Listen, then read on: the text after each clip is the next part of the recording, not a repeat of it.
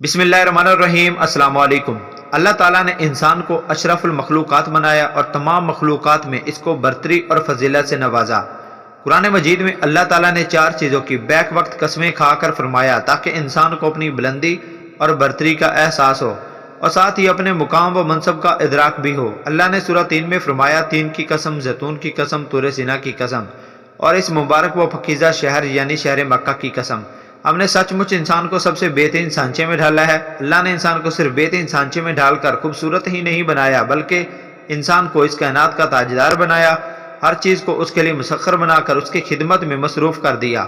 اللہ نے عقل و دانش، فہم و فراست اور شعور و ادراک کی وہ بلندی دی کہ اس نے سمندر کی گہرائیوں اور فضا کی بلندیوں کو فتح کر لیا، لیکن انسان کو جس قدر عظیم اور طاقتور بنایا وہیں اس کو قدم قدم پر محتاج اور ضرورت مند بھی بنایا، اسے ہر کام میں ایک دوسرے کا محتاج اور دست نگر بنایا۔ ہم میں سے اکثر لوگ یہ شکایت کرتے نظر آتے ہیں کہ ان کو اپنی زندگی میں وہ کامیابی نہیں ملتی جس کے وہ اہل ہوتے ہیں۔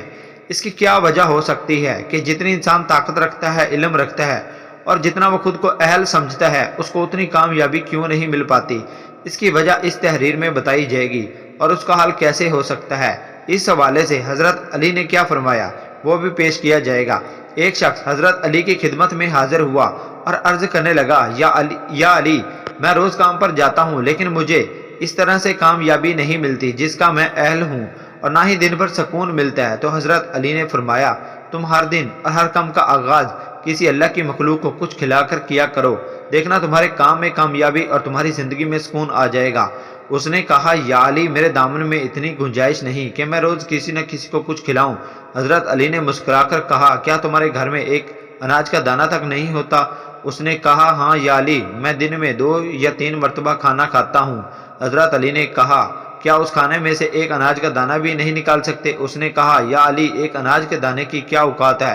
تو حضرت علی نے فرمایا کہ ضروری نہیں کہ اپنی وسعت سے زیادہ دو، لیکن جو بھی دو خلوص سے دو۔